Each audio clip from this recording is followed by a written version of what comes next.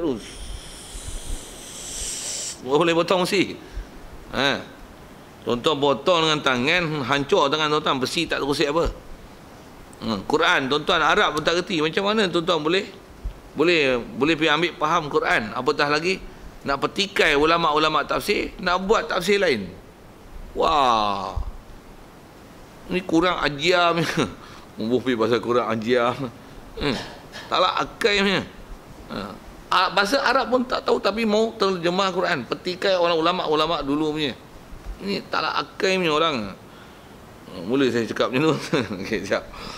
Artinya terjemah ni, Tuhan mengaku dan berkata Rasul itu amanah. Okey, itu ayat Quran. Maka jika Rasul itu khianat buat yang ditegahnya, nescaya jadilah Tuhan itu bohong, dan bohong Tuhan itu mustahil. Baik, kalau kata Rasul buat benda haram, yang kata Rasul ni orang amanah siapa? Allah. Mungkinkah Al-Quran ni palsu? Mungkin palsu. Maksudnya engkau jadi kafir habis ada kata Quran palsu. Adakah mungkin boleh jadi Quran ni silap? Kafir awal ke Quran ni silap? Jadi kata orang Ta'ala bohong, dan bohong Tuhan itu mustahil. Orang Ta'ala bohong pasal tak mana bohong, tak ayat Quran. Allah kata Nabi Rasul amanah. Macam mana orang Ta'ala puji para sahabat radhiyallahu anhum wa radu anhu, takkan sahabat jahat. Orang Ta'ala puji sahabat.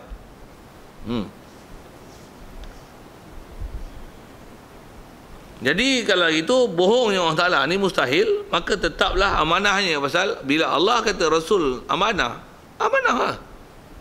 Bila orang Ta'ala kata sahabat ni orang mulia dan baik, dah kan orang Ta'ala letak pangkat radhiyallahu anhu wa radu anhu, orang Ta'ala redha pada mereka, mereka beredha dengan apa keputusan orang Ta'ala.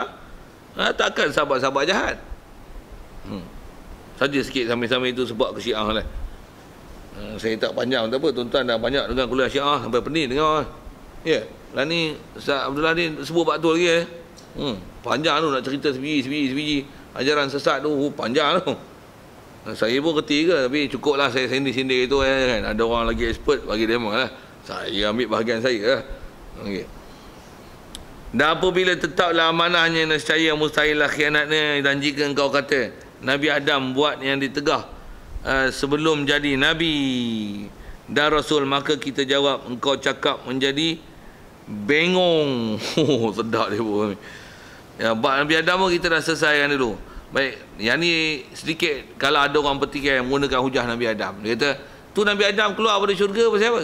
Ada orang kata macam ni, Nabi Adam ni, dia ni buat maksiat, makan buah khuldi ni, pasal masa tu dia tak jadi Nabi lagi. Okey tak? Okey tak? Tak okey juga, bodoh. Tak betul. Pasal kita dah ajar dengan kaedah muktamad ulama sebut Nabi Adam ni memang dia maksum sejak pada awal-awal kejadian. Cuma Nabi Adam tak adalah sejak pada lahir. Pasal bukan lahir, sejak kewujudan dia. Memang Allah Ta'ala memang nak jadikan dia Nabi. Bila jadi Nabi? Memang dia Nabi apa pasal dia bermula-mula bawa syariat. Dan datangnya ke bumi adalah bermula-mula syariat. Satu, kalau ada orang kata Nabi Adam ni dia buat yang ditegah tu, makan buah khuldi itu sebelum jadi Nabi dan Rasul. Bagi jawab dulu. Macam mana jawab? Tuan-tuan guru ni jawab. Maka kita jawab macam ni dulu. Engkau cakap jadi bengong. Untuk saja saya sedapkan bahasa tu sikit. Bengong tu. Tak mana bengong? Ada pula kata Nabi Adam buat dosa sebelum jadi Rasul. Kedah mana kau ambil? Kedah siapa ni? Kan kaedah ahli sunnah wal jamaah wajib i'tiqad Nabi Rasul ni sebelum dia jadi Nabi Rasul pun Allah Ta'ala dah maksumkan dia. Allah Ta'ala pelihara dia daripada apa-apa yang istilahnya boleh downgrade kan dia ataupun down standard kan dia, yang menggagalkan visi dan misi dia sebagai Rasul. Kau jawab tu bengong kata dia. Bahasa kita bodoh melantun-lantun. Kerana belum ada Nabi dan Rasul itu, tiada ada suruh dan tegah, maka macam mana dikatakan buat yang ditegah? Hujah dia macam ni, kerana belum ada Nabi dan Rasul itu, tiada ada suruh dan tegah. Kan nama Nabi Adam dah awal-awal Nabi Adam. Jadi ada suruhan, ada tegahan, mestilah ada suruhan dan tegahan. Jadi belum jadi Nabi, belum jadi Rasul, mana ada suruh dan tegah? Maka macam mana dikatakan buat yang ditegah? Itu kalau nak hujah ke situ. Faham dia kata apa? Kan Nabi Adam kalau katalah dia makan buah khuldi, kalau atas cerita macam tu kan, atas kata makan buah khuldi itu sebelum dia jadi Nabi Rasul. Jadi masa tu Allahumma salli ala sayyidina Muhammad, masa tu dia belum jadi Nabi Rasul. Jadi kalau belum jadi Nabi, belum ada apa-apa suruhan, tegahan, larangan lah. Pasal pula Nabi Adam lah tu, pasal dia pembawa syariat. Jadi makan buah khuldi itu haram ke? Mana ada haram pasal belum jadi Nabi? Kalau atas kata hujah belum jadi Nabi, belum jadi Nabi, apatah lagi jadi Rasul, dah lah. Jadi maksudnya dia makan buah khuldi itu ada buat dosa, ada buat salah ke? Tak ada. Lagipun hari tu pun kita dah cerita dah macam mana nak tanggung cerita tak salah dia tu.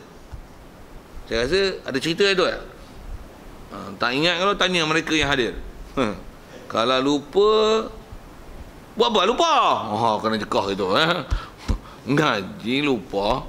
Macam tuan-tuan kerti bawa kereta, lupa hak mana minyak, lupa hak mana kelas dengan brek, mapuh itu. Kalau kereta pula ini mampu sebab tuan-tuan pijak 3 benda tak betul. Apatah lagi tuan-tuan bak akidah tak betul. Mampu 3-4 kali kan. Bak akidah ni sebil habis. Kalau bak pedal minyak tuan-tuan tak kena dengan brek, habis. Terbalik itu 2 minyak ada brek, brek ada minyak. Habis out. Mampu awal lagi. Betul, setuju. Ni tuan-tuan bak akidah ni tuan-tuan boleh lupa buat tak peduli tu. Mampu awal lagi bak akidah.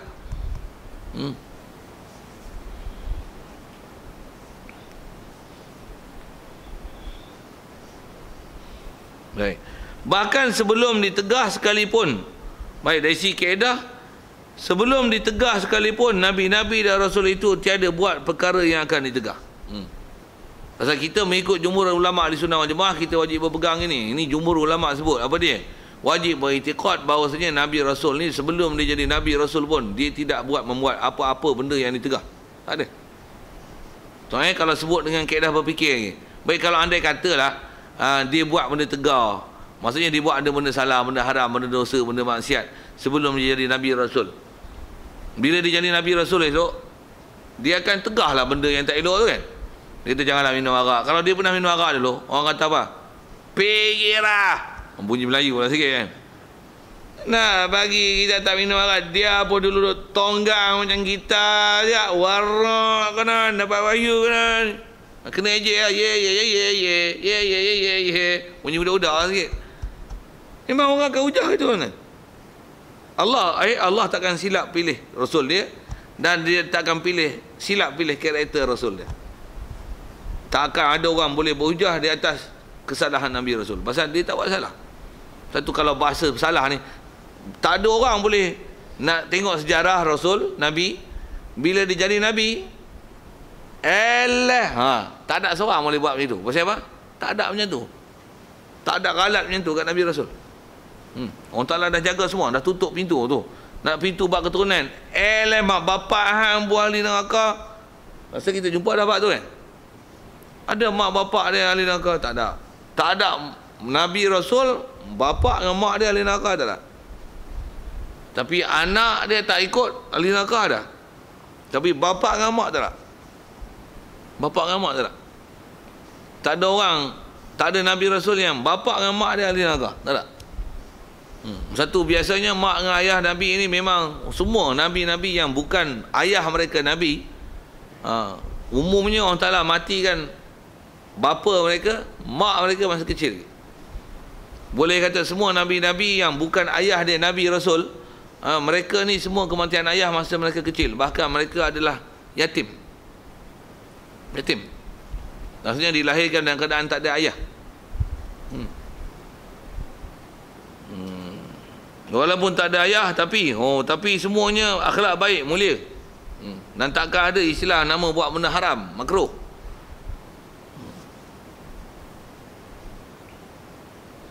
Baik, yang tu tak ayat Quran. Satu lagi yang sebut tak ijma' ni. Dah ijma' ulama wajib bagi Nabi dan Rasul itu amanah. Okey. Dan disebut ada ijma' satu lagi tadi. Memang ijma' ulama, tak ada siapa yang petikai tentang Nabi Rasul ni adalah maksum. Satu kalau kita tengok di atas ijma' ni, orang yang duduk zaman Nabi itulah para sahabat. Mereka melihat Rasulullah, satu mereka tanpa ragu-ragu begitu ta'assub dengan Nabi, sehingga apa yang Rasulullah buat tidak ada apa-apa yang dipertikai, dan tidak ada yang pernah berlaku pada zaman Rasulullah yang lani. Walaupun Rasulullah tak ada, mereka tetap buat apa yang Rasulullah pernah buat dulu. Ayat dia macam tu. Yang saya sebut tadi, ada sahabat, khususnya Abdullah bin Umar, ini anak Sayyidina Umar, dia lah antara dipanggil sahabat yang asari, asariyun. Istilah asari ni maksudnya dia memang ikut Rasulullah gilanya, tu bahasanya, ikut gilanya. Apa maksud gila? Mana Rasulullah pernah buat perbuatan ni, walaupun benda tu dah tak ada, dia akan buat dan tiru. Ada sahabat yang macam tu. Apa maksudnya? Maksudnya memang dapat dilihat dengan mata kepala bahawasanya Rasul ni ialah benar Rasul, dan memang apa yang dibuat adalah sangat baik, sehingga orang keliling dia begitu taksub meniru mereka, meniru Rasulullah dengan apa yang ada pada Rasulullah. Satu sikit lagi sebut, Rasulullah ni sahabat punya tiru, tuan-tuan. Kalau mai satu majlis, Rasulullah ada dalam majlis tu, sehingga orang yang baru datang tak kenal mana Rasulullah, mana muka Rasulullah. Siapa tak kenal? Semua macam Rasulullah. Janggut, semua berjanggut. Kalau boleh semua nak janggut macam Rasulullah. Misai, semua nak misai macam Rasulullah. Baju, semua nak baju macam Rasulullah. Kopiah, semua nak kopiah macam kopiah Rasulullah. Serban, semua nak kopiah serban macam Rasulullah. Ikut Rasulullah mereka tu. Kita kalau orang main, orang kenal, ni ustaz ni, ni bukan. Ni hak cerai. Ni pakai sebab teresuk je. Ni ahli sukan. Orang dia kenal. Orang boleh kenal. Sahabat dulu macam mana? Kalau ada orang luar mai, sampai mereka tanya, ayyukum Muhammad? Dia katanya, siapa kamu Muhammad? Siapa? Dia tak boleh tengok apa karakter beza, sama. Sahabat akan tiru. Rasulullah menghadap kiblat, para sahabat semua menghadap kiblat. Rasulullah baca, sahabat pun nak baca. Rasulullah baca Quran, Rasulullah sahabat baca Quran. Rasulullah semayang, sahabat semayang. Mereka begitu kasih kepada Rasulullah begitu, dan ikutan sungguh, ikut sungguh. Jadi apa fahamnya? Memang tidak ada apa-apa cacat cedera pada Rasulullah. Kalau ada cacat, orang yang petikai siapa? Sahabat lah petikai. Tak ada sahabat petikai hak Rasulullah. Menunjukkan memang dia ni orang yang orang Ta'ala maksum sungguh. Sehingga siapa yang duduk zaman itu, tidak ada langsung apa-apa nak dipertikaikan apa yang berlaku pada baginda Nabi SAW. Baik. Jadi ijma' ulama' wajib bagi Nabi dan Rasul itu amanah, yakni terpelihara daripada buat barang yang Tuhan tegar. Maka barang siapa yang i'tiqad ataupun berkata mana-mana Rasul khianat, buat yang Tuhan tegar, nescaya jadi kafir ia. Na'udzubillahi min zalik. Minta lindunglah kita daripada bercakap gitu. Satu di atas format yang kita dah belajar ni. Satu, kalau kita dengar ada cerita-cerita yang pelik-pelik, dengar bunyi Nabi Rasul macam ni, Nabi Rasul macam ni, bapa Nabi Rasul macam ni, macam ni, bunyi pelik ya, macam seolah-olah tak menjaga kehormatan Nabi Rasul. Jaga sikit, take alert sikit. Bubuh ada lampu ke buzzer bunyi tet, bunyi pelik macam ni. Nampak bunyi pelik tet, bunyi pi lah tet tu, nak menunjukkan take alert dengan kalau ada orang cakap salah kepada Nabi Rasul. Kalau sikit tuan, zaman-zaman perayaan ni, kalau dia kata Nabi Muhammad dulu pun dia pun sambut juga Merry Christmas. Macam mana? Okey tak? Tuan-tuan, tet bunyi alert sikit. Nabi Muhammad sambut Merry Christmas, biar benar. Pasal dia bagi hujah dia. Nabi Muhammad pun pernah meraihkan orang Yahudi macam ni. Biar benar, biar betul. Betul ke syarahan macam tu? Betul ke maklumat tu? Kena sanksikan tu. Pasal kita dah diajar format dengan betul.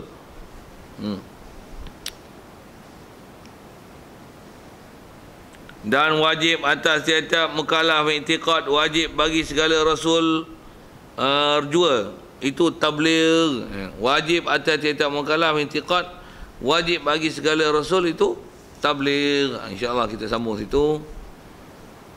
Kita bicara dalil kali ikut malam ni, tentang kita benarnya tentang apa yang telah kita belajar dulu, bahawasanya Nabi Rasul mestilah amanah, tidak mungkin ada apa-apa nama khianat, dengan mana buat benda haram, makruh. Bahkan benda harus pun Rasulullah kalau dibuat, dia takkan buat saja, melainkan apa yang dibuat pastinya jadi contoh teladan dan ikutan yang baik. Tangguh situ. Wallahu a'lam, yang baik pada Allah Taala, silap salah kasar bahasa tak silap dengar tu daripada kesilapan kita sambung nanti. Dan wajib hati-hati mukalah i'tiqad, wajib bagi segala rasul juga tabligh ma umiru bi tablighi. Soal kalau ada sekitar apa kita sebut, ada soalan? Ya.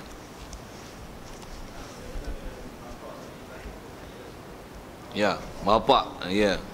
Bagus soalan tu. Bapak Nabi Ibrahim ni yang masyhur kita duk dengar, orang duk cerita bahawasanya yang buat berhala tu ialah bapak Nabi Ibrahim. Tapi masyhur-masyhur yang saya duk ngaji tu guru duk sebut, Nabi Ibrahim tu yang buat berhala tu bukan bapak dia. Itu ialah pak menakan dia. Satu kalau ada lapas Quran pun sebut tu, wa iz qala Ibrahimu li abihi adzara atattakhidhu asnaman aliha. Yang kalau masyhur orang sebut bapak Nabi Ibrahim buat berhala, dan bapak Nabi Ibrahim ni nama apa? Azar. Azar tu bukan bapak dia, bapak menakan. Bapak menakan. Sekali lalu terjemah dalam Quran memang faham itu ialah bapak, dan bapak dia nama Azar. Sekali lalu tengok terjemah. Wa iz qala Ibrahimu li abihi. Ingatlah ketika Ibrahim berkata kepada bapanya. Terjemah memangnya tu. Terjemah word by word. Ketika Nabi Ibrahim berkata kepada bapanya. Siapa bapanya? Azar. Azar. Atattakhidhu asnaman aliha. Baik, dengan format yang kita dah sebut tadi tu, Nabi Azar tu bapa ke? Tu yang kalau kita buka tafsir, ulama-ulama bahas. Dan antara yang disebut tu, Azar tu bukan bapa, pak belakang.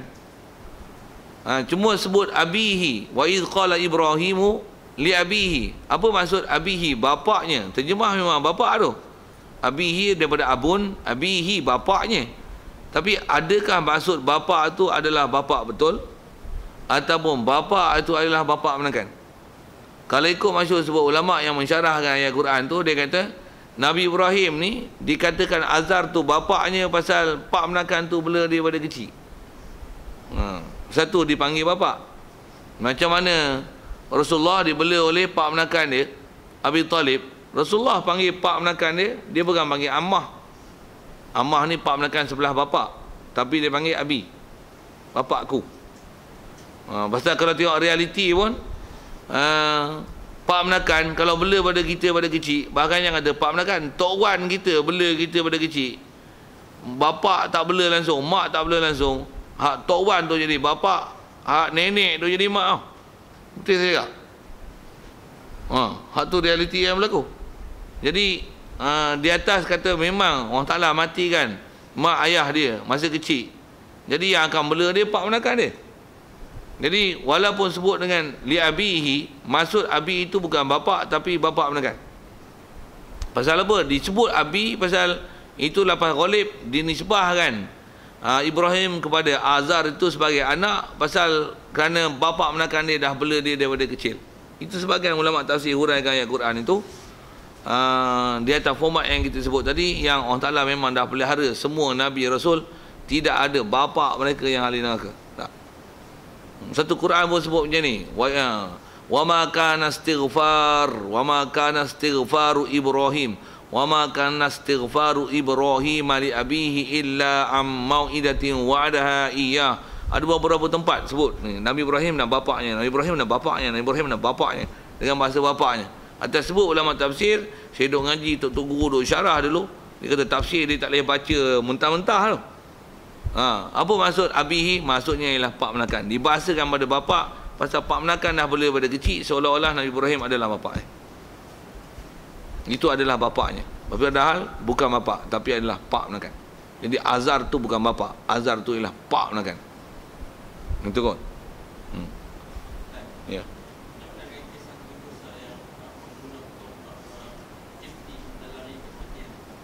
Tu pun sama kisah tu. Dari bunuh memang bunuh. Cuma bunuh pasal apa? Something gedebek. Bobi bahasa-bahasa itu. Kalau ikut atas dia masa cerita tu memang berlaku. Memang berlaku bunuh. Dan cerita bunuh tu berlaku cerita dalam Quran. Macam mana bunyi ya? Fa iza qabatu qabratan min athari rasul, kan? Fa wa qada fa wa kaza Musa fa qada alaih. Saya ingat fokus-fokus tempat ayat ya, depan belakang tu tak hafal. Jadi lajak-lajak mulut baca je lah. Haza min syiatihi wa haza min aduwi. Faqala allazi min aduwihi, apa-apa disebut. Pasal belakang tu disebut Nabi Musa, ada disebut Nabi Musa fawakazahu Musa, Nabi Musa pun tumbuk tukang masak. Kalau ikut kisahnya, yang Kibti itu adalah tukang masak Firaun. Yang dibela oleh Nabi Musa itu adalah daripada Bani Israel, yang daripada bangsa Kibti. Fawakazahu Musa, Nabi Musa tumbuk dia. Faqada alaih, mati tu. Okey, cerita sekali lalu yang tu. Apa saja-saja tumbuk orang ke? Tak. Kalau ikut riwayat ulama tafsir, saya duk ngaji dulu, Tok Guru sebut pasal Nabi Musa ni waktu dia bertahan dengan Bani Israel adalah duk kelahi dengan Kibti ni. Jadi Nabi Musa menyebelahi daripada sebelah Kibti, Bani Israel yang disindas ni. Pasal memang dia tak salah. Waktu Nabi Musa kalau ikut anak angkat Firaun. Jadi Kibti ni marahlah, "Wahai Musa, dia kata engkau ni sepatutnya menyebelahi aku pasal Firaun dah bela engkau lama. Duduk pula anak angkat Firaun, sepatutnya engkau bela aku. Sekarang kau buat lebih kuah dari sudu pula." Lebih kurang macam tu kot bahasanya. Waktu kalau ikut kisah ni, dia serang Nabi Musa. Serang guna senjata. Nabi Musa tak guna senjata. Dia guna elak. Sampai satu tahap dah teruk sangat dah. Yang ni yang ada dalam fiqh ni, ada hukum ni. Bila orang serang itu tuan-tuan dengan alat yang boleh membunuh, serang, silap nanti kita yang mati, padahal dia buat salah. Dia yang salahnya, dia menyerang. Waktu Nabi Musa pun elak, dia bagi penumbuk sekali je. Penumbuk Nabi Musa ni, kena ingat, Nabi Musa ni kekuatan dia macam 40 orang lelaki. Ditumbuk sekali je. Fawakazahu Musa. Masuk wakaza. Dia kalau dalam Quran, dalam tafsir dia kata, disebut sebagai jam'u kafai. Bahasa kita genggam penumbuk. Yang angkat dia hanyut sekali je. Pum! Nampak tu? Sepai orang muka. Okey. Jadi bunuh tu memang bunuh. Dia bunuh siapa? Bunuh kerana dia diserang dan atas keedahnya mempertahan diri. Salah tak? Tahan diri. Esok kalau kata orang nak bunuh, tahan diri, tumbuk dia, berdosa tak? Tak berdosa. Jadi salah kan Nabi Musa, berdosa tak? Tak dosa. Tak dosa.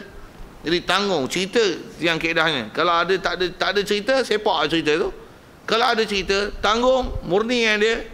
Dan ulama telah murni dengan dia tu. Yang kalau tuan-tuan tu saya kata tanya share kan.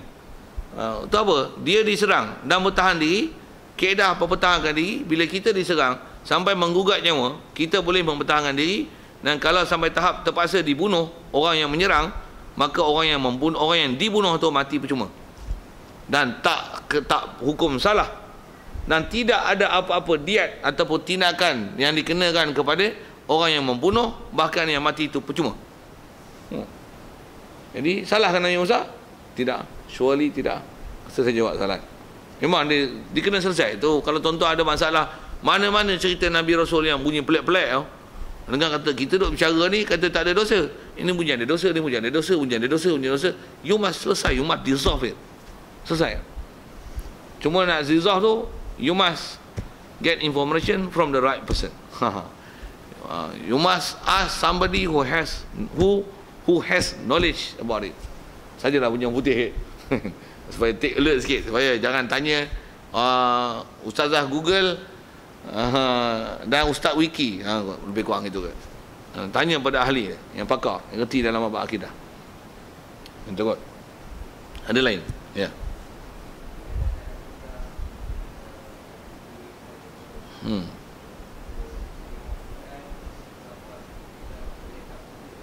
Kita tak boleh takwil.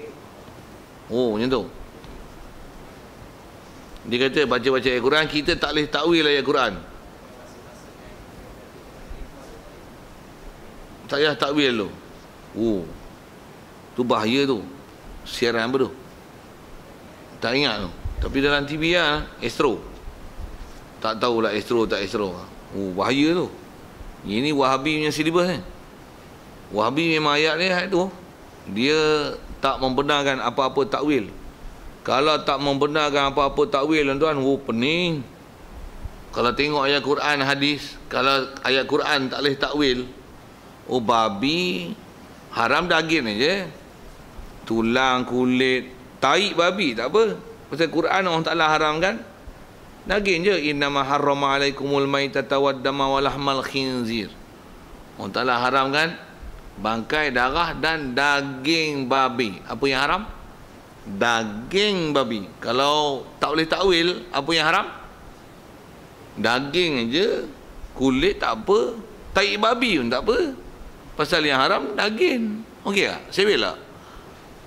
Tuan, itu kalau tak boleh takwil tu maksud macam mana? Daging yang lain haram, yang lain tak haram.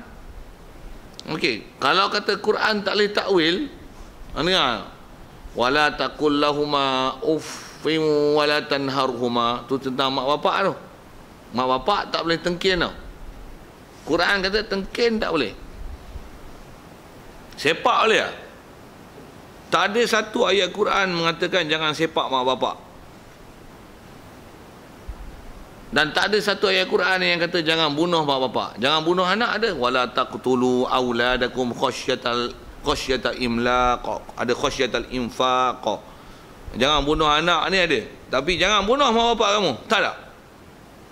Yang tak bagi apa? Jangan kata ufin. Maksudnya aku jemur, aku boring, menyampah lama dia cakap yang tu. Tu. Jadi jangan kata ufin tapi bunuhlah mak bapak hamba. Pasal apa? Tak boleh Quran. Tak salah tu. Tak tu.